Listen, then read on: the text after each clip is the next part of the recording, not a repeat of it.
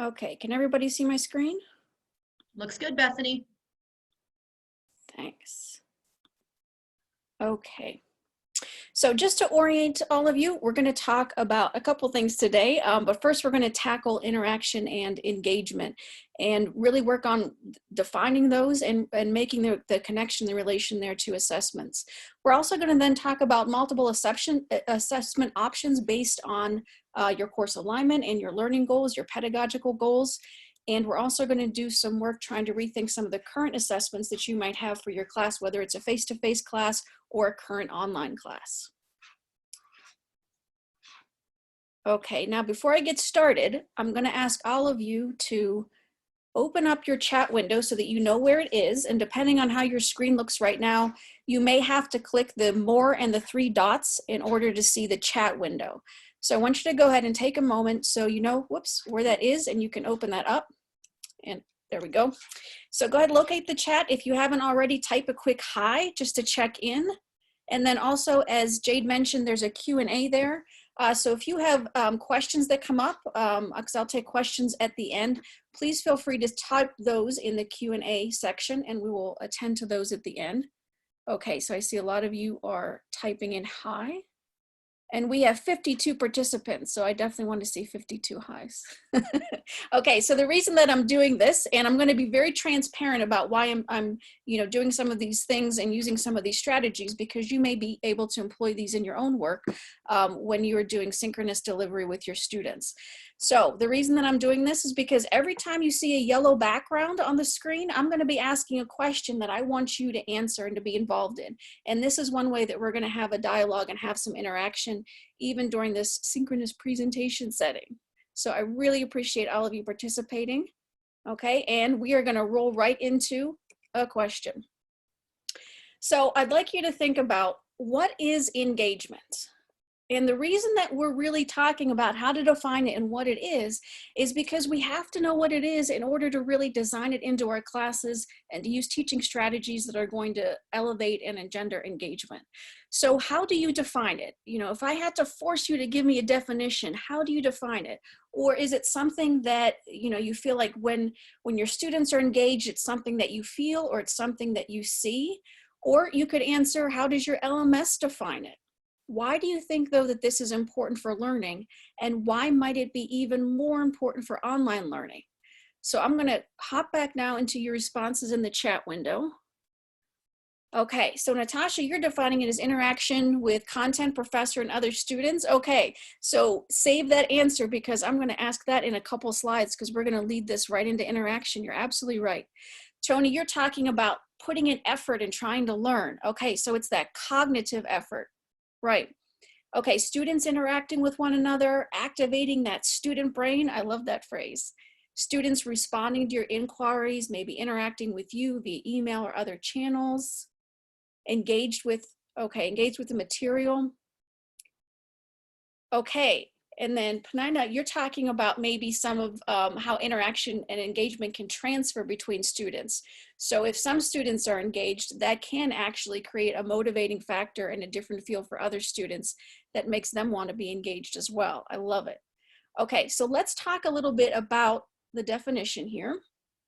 And I think that my slides are a little bit slow to come up, so bear with me if we have any issues with that.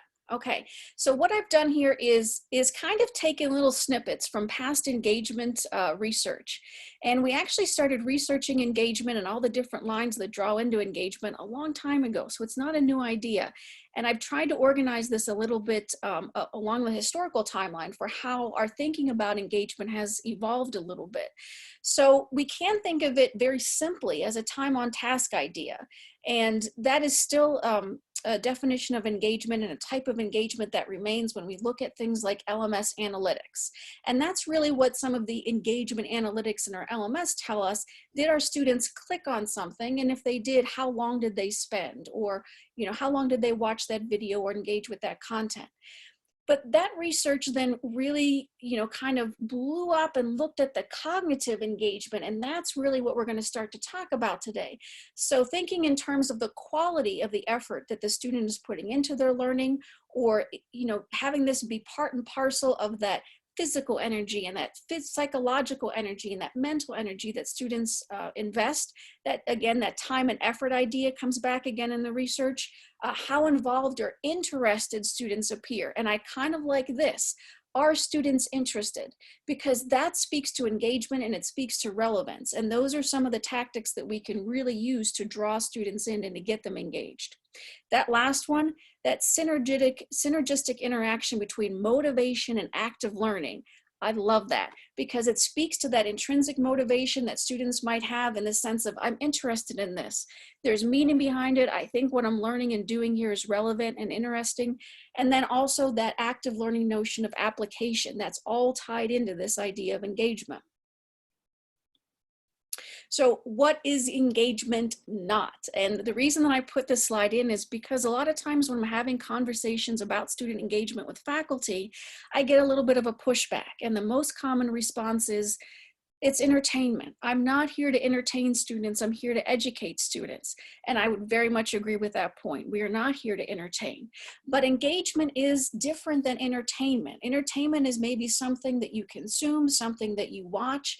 But engagement in terms of cognitive engagement and learning interaction is really engaging the student's brain. So that is the big difference there, that we're not presenting something as, as a play to entertain and extrinsically motivate students, but really it's that motivated application of attention and working memory, as Sarah Rose Kavanaugh points out.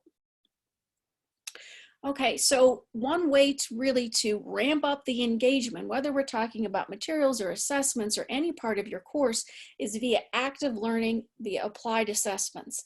And this is not a new idea. So when we're talking about active learning and engagement and application, again, sometimes I'll hear that, well, we're just talking about it now and it's the latest, greatest thing and everybody wants to engage students. It's actually a foundational idea in education. And that's an important thing to remember because even as we're moving into different types of modalities of learning, like the online classroom, we were bringing forth a lot of this research from education in past years. So we know that Dewey talked a lot about active learning. Piaget talked about engaged learning. That's our constructivist idea.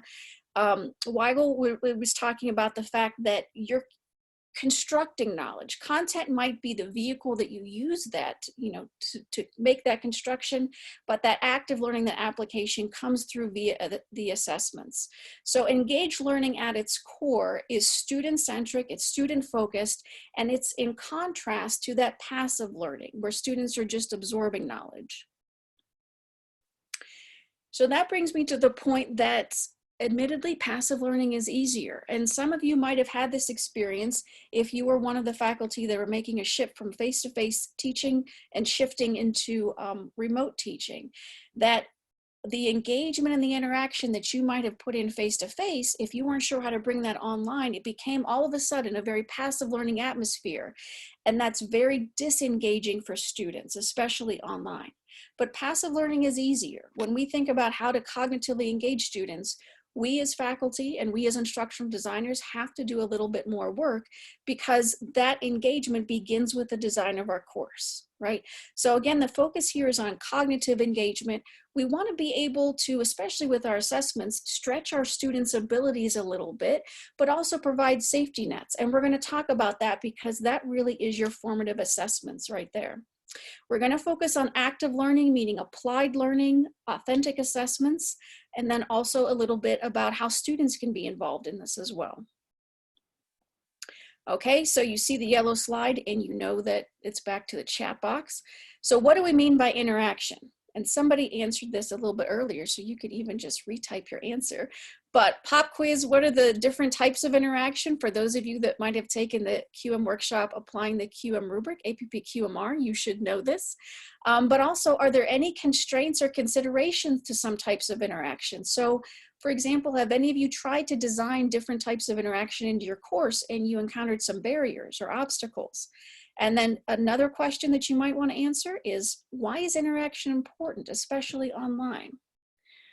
Okay, so I got some A+ students here talking about, yes, 3 different types of interaction: student-student, student-instructor, and student content. Okay, and Beth is giving some great options here for interaction: discussion, peer review, group work.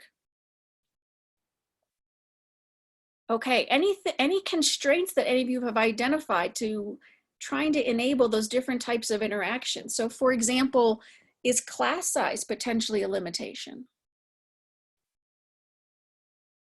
Okay, Mark, I love that comment. Yes, it's important because learning is socially constructed. Yes. It affects motivation to participate. Okay, another barrier, learner when students aren't prepared. Absolutely, that can be an important barrier to consider. Okay, and then the $50 million question here, why is interaction important, especially online? Okay, I'm reading through some of your responses here. Okay, back on constraints. Very thoughtful about learning abilities, including dyslexia. Others, yes, absolutely. Wonderful comment there. Okay, Susan, I love it. You said because we are human beings, that's right, why it's important. That's a very good point and comment because learning is social. Students, you know, for the most part, unless they've had an online experience prior to college, we've spent at least 12 years showing them how learning is social and the benefits of that interaction with their peers and with their instructors. So when we move online, we need to carry that information and that idea over as well. Okay, so as many of you mentioned, interaction is not just one type of interaction. We talk about interaction in terms of 3 different types. Students interacting with one another, so learner-learner interaction, students interacting with the content of the course, so learner-content interaction, and then students interacting with you as the instructor. Okay, so and there's different ways that this connects to this idea of assessments. Cognitive interaction with instructional materials, if the assessment is aligned, that's good learner content interaction. Okay, interaction via the assignment of the activity prompt plus the feedback, that's an example of learner-instructor interaction. And then depending on the assignment type, you also might have potential interaction with peers. Now, how does this relate back to design? Because y'all know I was going to bring in some QM standards into this discussion, right? So interaction and engagement really need to be thought about from the very start of your course. So when you're sitting down to design your course. Now, again, I'm describing an ideal situation. And right now we're kind of talking about these dual situations that exist because we have so many of us that have shifted to remote teaching. But then I know that there's also a large group of you that want to move forward in a more deliberate way and design a higher quality course for the next time that you teach online, or even make additions to your remote course if remote instruction is going to be extended.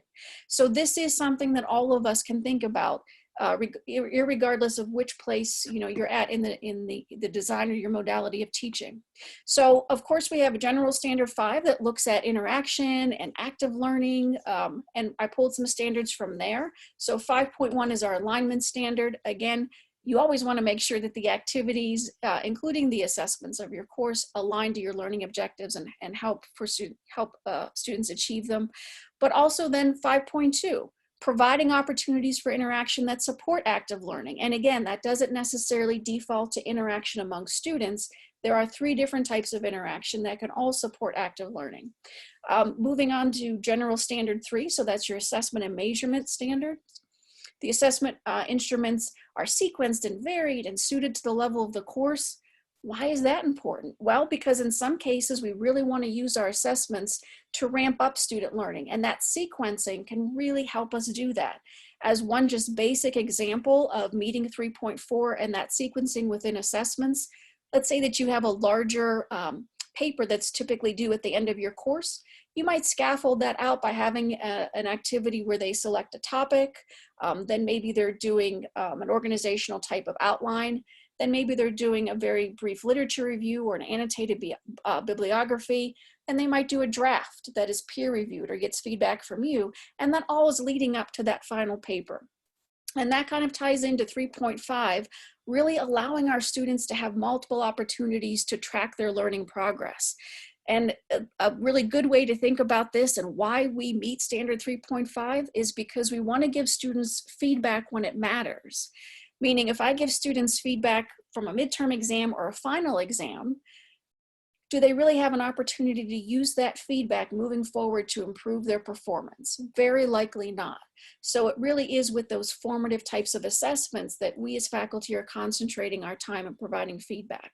And then lastly, the tools that we choose to use might also impact the degree of engagement and active learning that we're able to see in our course. Okay, so we mentioned tools there, and this ties into 6.1. You can decide how to use your tools in order to really increase that engagement and interaction. So some of these are both tools and assignment types. And in some cases, the name of a tool in your LMS might also directly translate into a type of assignment. And we're going to move forward and kind of tease some of those things out. Okay, so it's a yellow slide. You know that means I want to hear from all of you.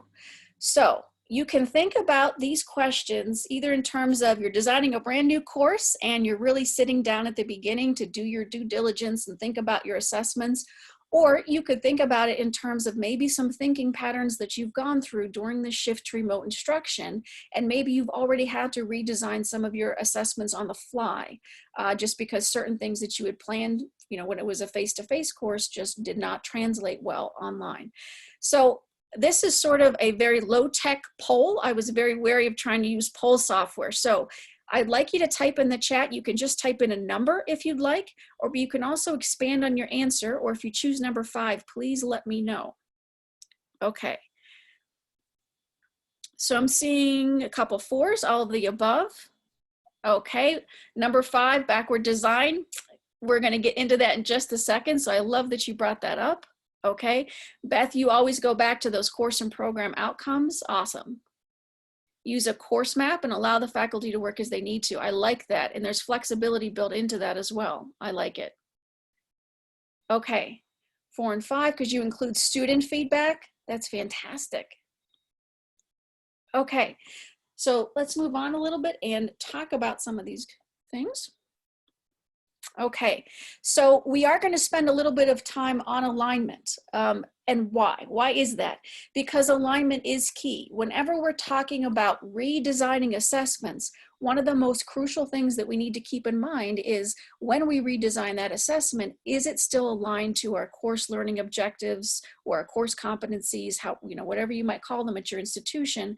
And then the second check after that is, does our content and instructional material that we have still apply to and align with that new assessment?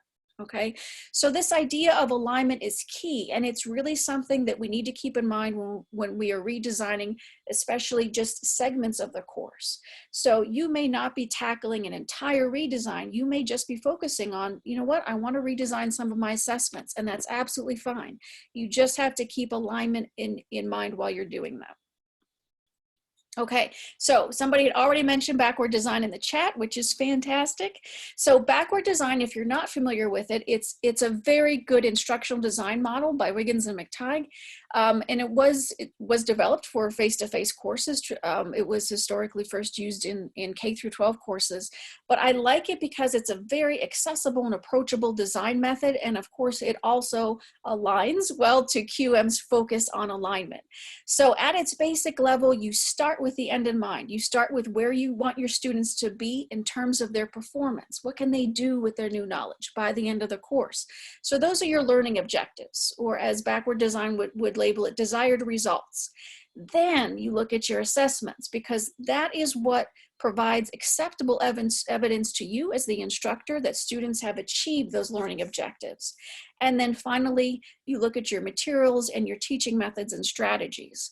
So where does engagement and interaction play into this, especially online? Well, this is why it takes even more time to design an online class than it does a face-to-face class, because interaction and engagement can happen organically, it can happen holistically face-to-face. Sometimes we don't even have to think further than, what am I going to ask my class today in terms of discussion? But online, this needs to be designed in purposefully, and it needs to be thought about purposefully.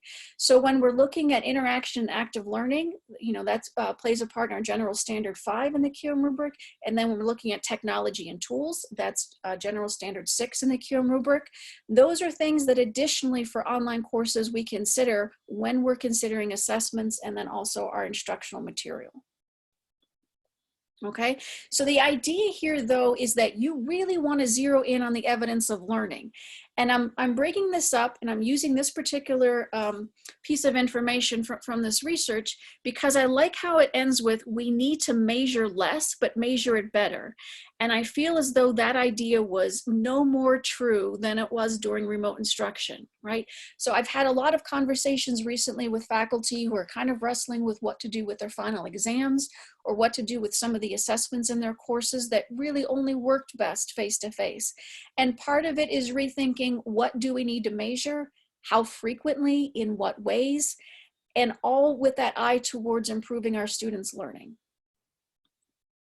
Okay, so one thing to focus on moving forward is this idea of authentic assessments. And I'm sure this is a term that you've probably heard, even if you haven't had a chance to really think through it or apply it within your course or your course design.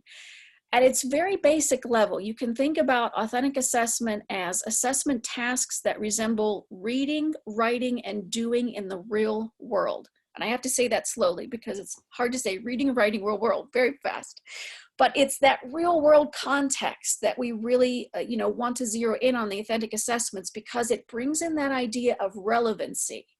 And it doesn't matter if you're a student or you're non-student, relevancy is something that our brain kind of lights up for because we recognize it as something that's meaningful. So whether we're encountering a transferable skill or an idea that we know we can extend to different parts of our life or things that we do, our brain is going to pay a little bit more attention to that because we see a value, to ourselves and to our lives beyond just, for example, the classroom. Okay, so this is one way to really, speak the relevance of your course material. So for those of you that, for example, if you're a math teacher, I'm sure you've heard way too often, when am I going to use this?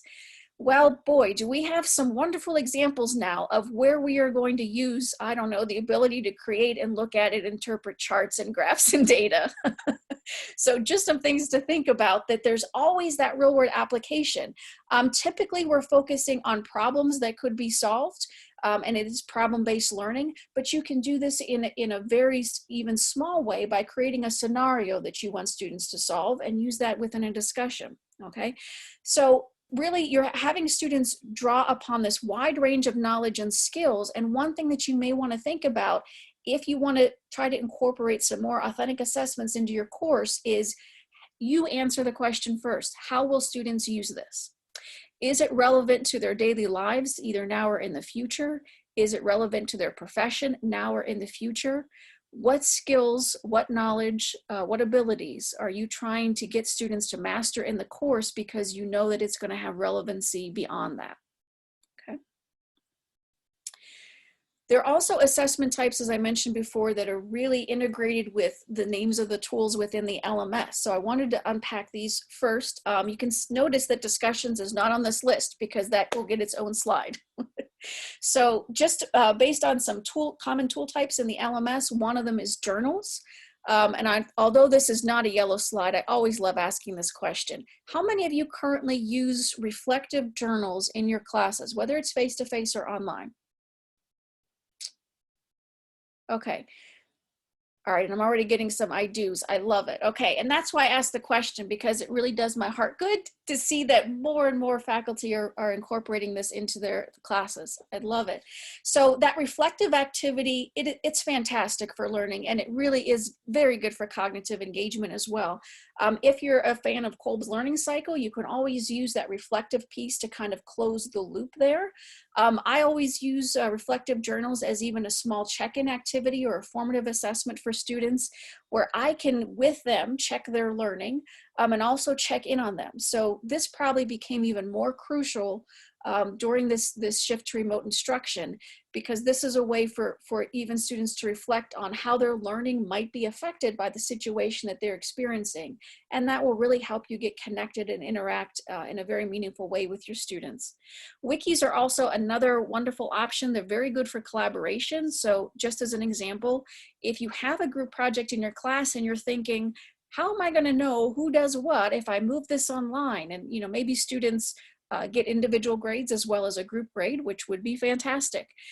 You can really explore using a wiki for that, because the wiki allows you to see all of the edits to a group work, all of the individual contributions as well, and be transparent at the beginning, letting students know that you can see everything that they do or don't do, and that this, as an, the individual participation is going to become part of their grade.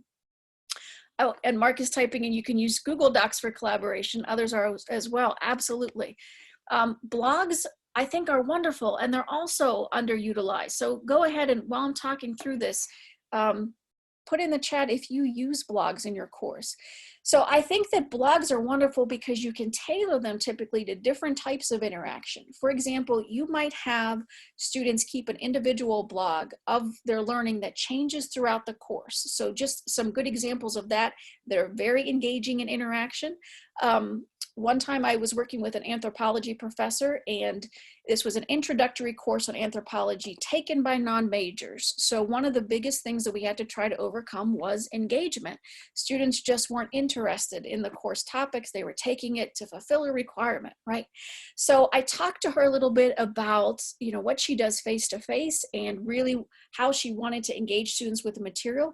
And what we finally landed on was that students would all be assigned a particular species at the beginning of the course. And then we were going to release different things that were happening in the environment as the course was progressing. And then students on their individual blog would have a chance to say how they felt their species would respond to this change in the environment, because it was about evolution, right? So that's one example. Another example, you can have students, so I was working with a horticulture professor, and she had students take pictures of examples of the plant species they were talking about in their own community or their state or their country, and they shared them. Also very engaging and interactive for students. So with blogs, you can allow students or require students to comment, but they can also just read them. You can also feed what students produce as a blog assignment into a future assignment, because you can have students go back and read other students' blogs and then write a response paper based on that, using compare and contrast or one of those types. For exams and quizzes, really, in order to engage, we want to focus on application, which can be done even if we're using multiple choice exams. Okay, so exams and quizzes, and the reason that I'm bringing this forward a little bit more purposefully, as I will with discussions, is because these were some of the, I think, most difficult things to think through and redesign kind of on the fly as we shifted to remote teaching. So go ahead and pop in the chat. Do you have a traditional final exam that you really did have to redesign for remote instruction? Or what were some of the technology considerations or pedagogical considerations? Because I know that this was problematic for a number of faculty and institutions. So even if it wasn't something that you experienced, please feel free to share experiences that you know about from your colleagues as well.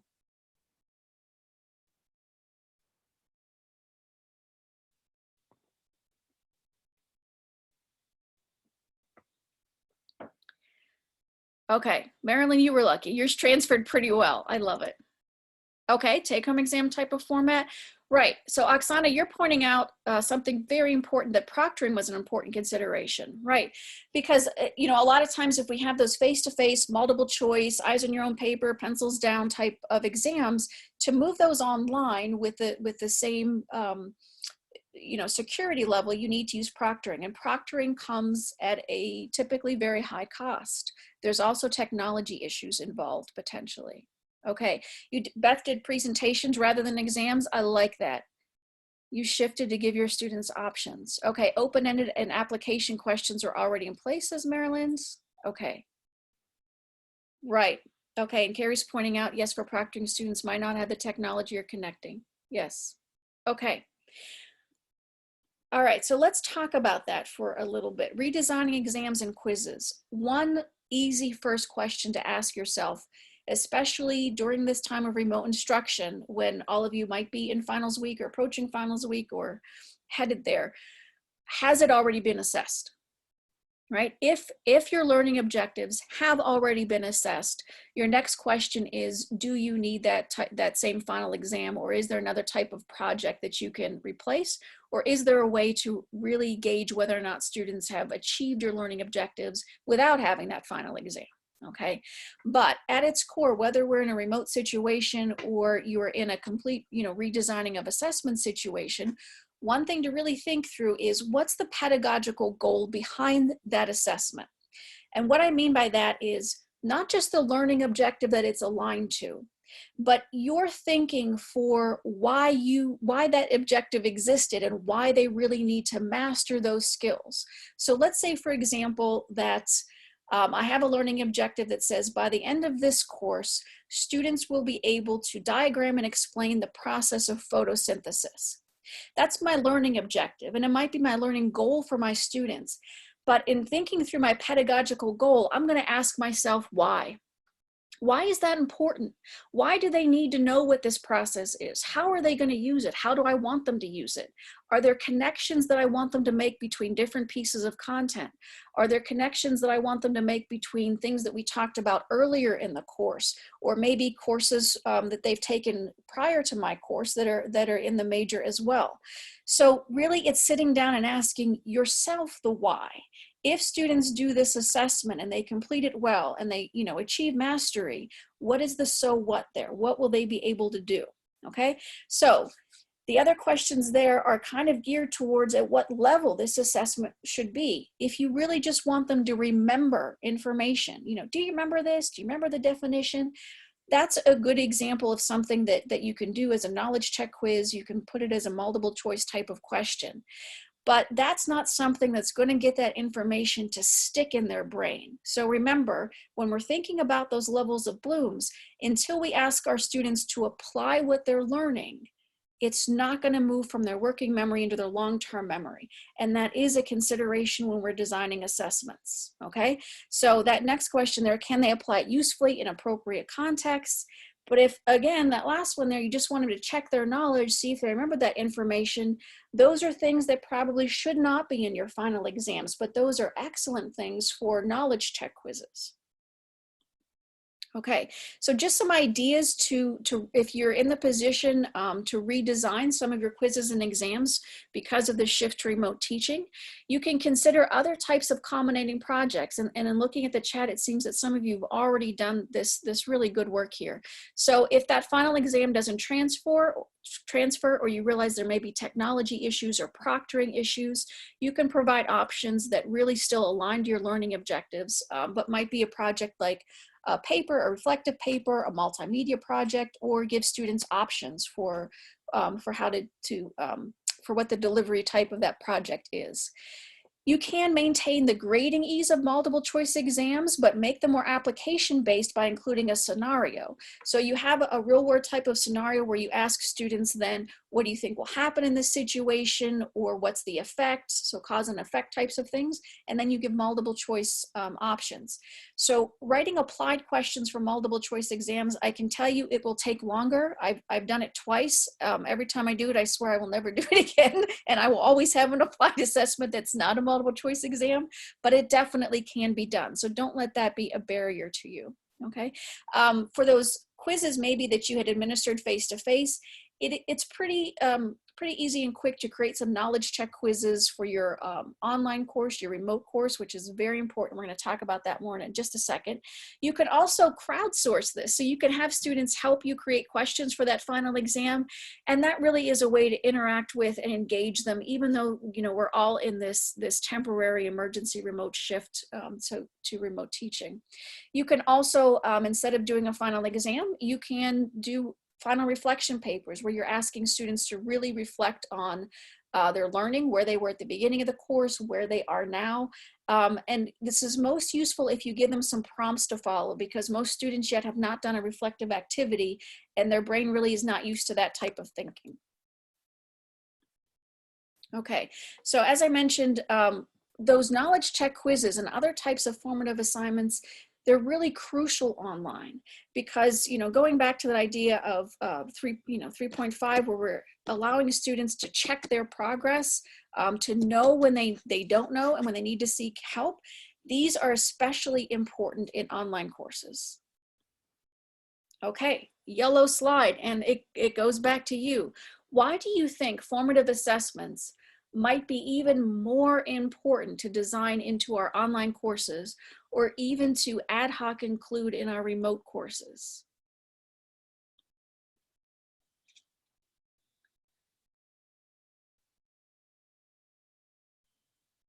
Okay, yes, and I see a note in the comments that the slides are not on the website. Don't worry about that. I will make sure that they get up after this presentation. So no worries there, everybody. Okay, so Heather's saying helps ensure that the learner isn't left behind, so that students don't get lost and never find their way. Yes, great comments, everybody. Bring them back into focus early, okay? Helps with transparency because you can see how it's going, they can see how it's going. Okay, you can self-assess to see your strengths and challenges. Okay, how about the other $50 million question on the slide? How do you know online if your students are getting it, right? So the big shift from face-to-face teaching to online teaching, and this was one of the biggest sort of aha moments and things that I had to deal with when I made the shift as well. Like how Chuck's saying, you don't want to know how they're doing, ask them. Exactly. When you're online, you don't get to see your students. And I realized when I had moved into online teaching that I had relied very heavily on those nonverbal indications from my students that they were confused, that I needed to go back and restate something in a different way, that I needed to provide additional examples, right? I was reading the room, I was reading their nonverbal interactions. Guess what I don't have online? Nonverbal interactions, right? Unless I'm doing a Q&A or some type of other synchronous interaction and they all have their cameras on. So that's why this is even more crucial online, because online, if you don't build in these knowledge checks, these self-checks, these formative assessments, students often don't know that they aren't getting it until they get to a summative assessment, a high stakes assessment. And that's not where I want them to really realize that they don't know yet, okay? Formative assessments are a chance for me to provide feedback when it matters. If students are going to quote unquote fail, I want them to do it in a low stakes way with me so that I can provide feedback and they can go and return to some of the instructional materials, or they can attend office hours and they can do better on the next high stakes summative assessment, okay? So it's not just for you, for your students to kind of gauge where they are. Formative assessments are also crucial because it's how you know where your students are, and you know if you need to provide additional content or create a quick explanatory video. So general types of formative assessments, self-checks or knowledge check quizzes, practice types of quizzes. So with self-checks, they might be ungraded and you might just have them up there and say, take it as many times as you want. This is optional, it's to help you. Practice quizzes though, you may have, for example, set them to several attempts and students need to achieve a minimum grade, or they could take it unlimited times and it's their highest grade that's recorded.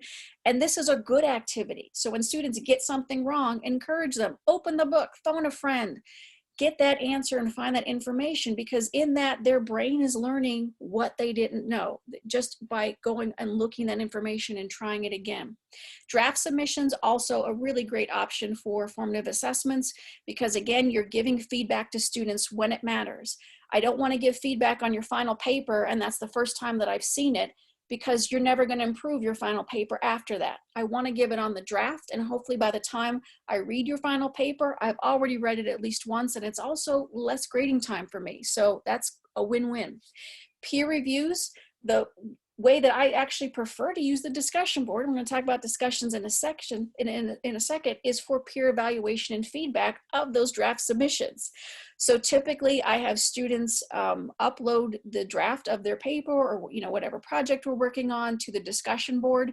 They are paired up and students have to use the rubric for the assignment to provide feedback to their peer. And I guarantee you it's the first time that some of them have looked in that rubric.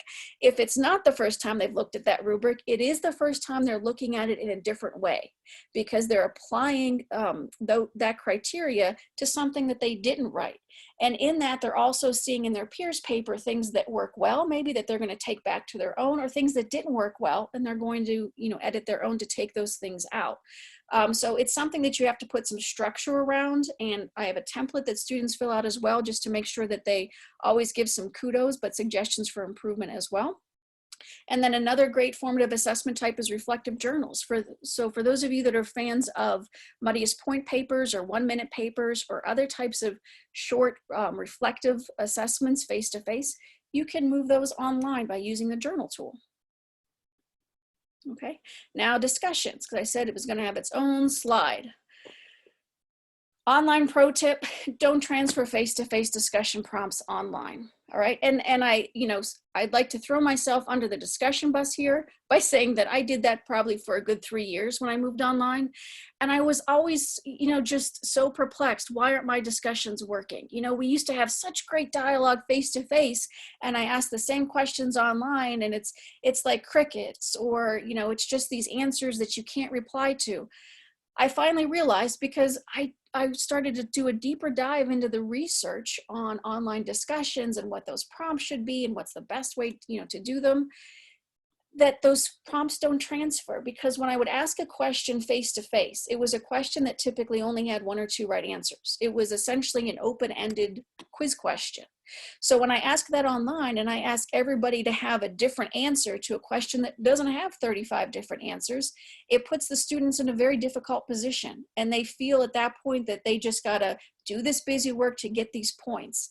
And then I made it even worse by saying, well, you also have to respond to every single student, or at least one, and you can't just say yes or no or I agree.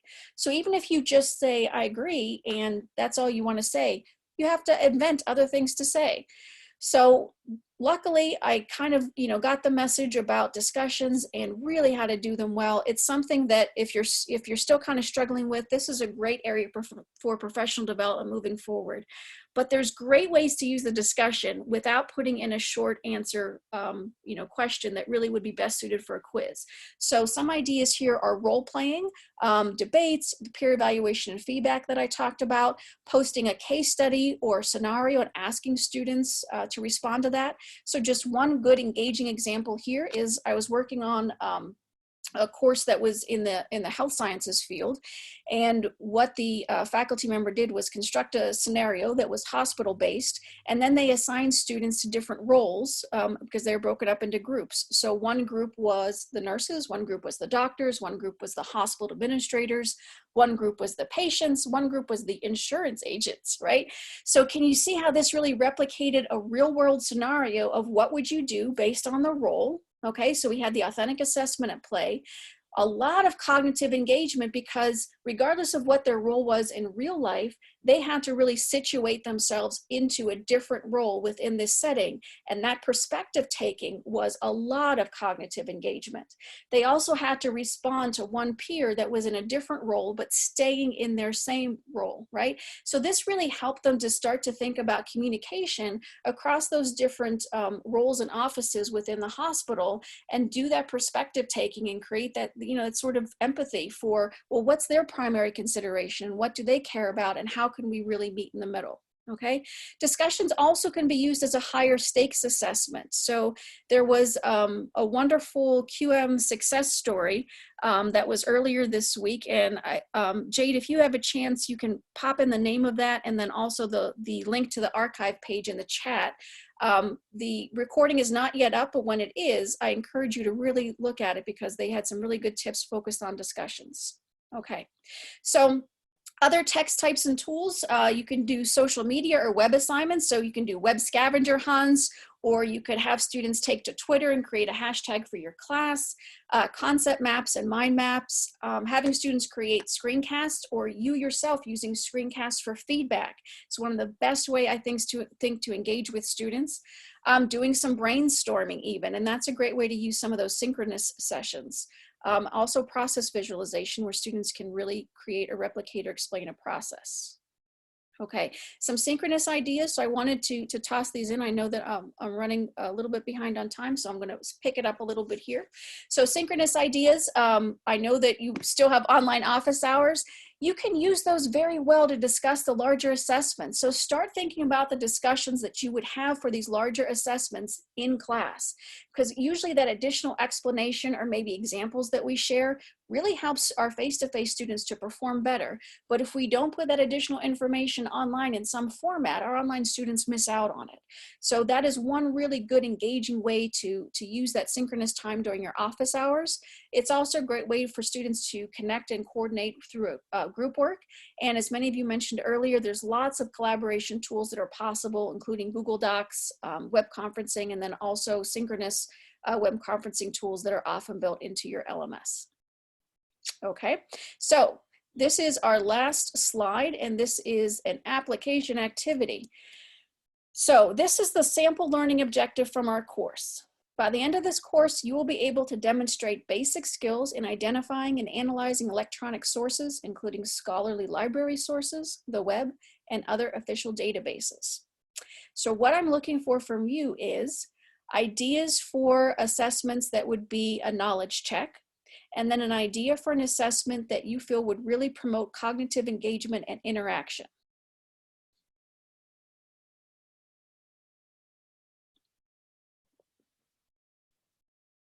Oh, Karen, I like that. So there's a name for it and I didn't even know. Oh my gosh, fantastic. I learned something. This is called an interprofessional activity, medical education. Thank you. So I know this is a pop quiz, but I believe in you guys. You can do this. What is one idea for a formative assessment and one idea for a summative assessment?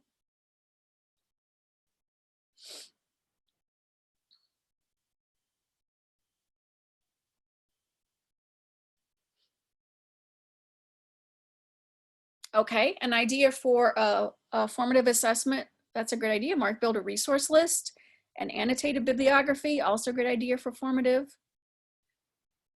And the reason that I kind of made this kind of broad and generic is because the answers that you guys are going to provide right here, they really should be broadly applicable to, to most objectives in terms of formative and summative assessments, like annotated bibliographies, building resource lists. They're all general good ideas for formative assessment. Okay. Having a discussion, find two sources, one that is scholarly, one is not, and talk about why. Okay, summative assessment ideas. Having students go through the scenario-based discussion involving ethics and decision-making. Oh, I like that. Okay, so you're bringing ethics in. I like that. Okay. Okay, and Panina, you're saying write instructions. So that was kind of, so I do have a default example there, just in case nobody said anything, but I knew that wouldn't happen and you all would not let me down, which you didn't. Okay, so if you're doing this as a formative assessment or knowledge check, you may have things like a knowledge check quiz where you might provide examples of different sources and then have students report whether or not they're scholarly, what is the validity of that source, where did they find it. As a summative assessment, and one of you I think had started talking about this a little bit, I think one great idea for this is that sort of, idea where students learn a lot when they apply it and they have to teach it to somebody else. They could really create a guidebook, even for a K-12 audience, or maybe for college freshmen, for how to identify and analyze electronic sources. That might be a good summative assessment because they're really bringing to bear everything they learned, they're applying it, and they're creating something new.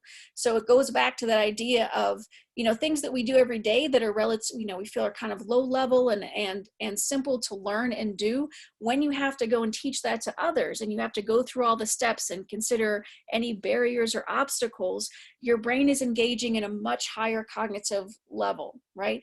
Because you have to think through all these things that your audience doesn't know, but that you do. Okay. Sydney's idea is to create a business plan. That's fantastic. Okay. Students could debate validity of sources, playing devil's advocate. Okay. See, so you guys have so many rich assessment ideas. I love it. I'm going to go ahead and go to the question slide. I know we only have a couple minutes left, and I'm going to turn my video back on, and I don't see any questions in the Q&A, but please feel free to either type them in the Q&A or type them in the chat. I have both windows open, and we have just a couple minutes left.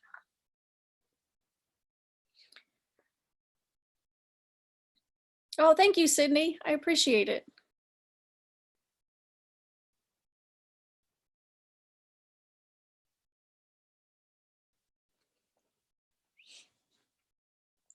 Does anybody have any questions that you're facing right now? Like, you know, you have 1 week to redesign something.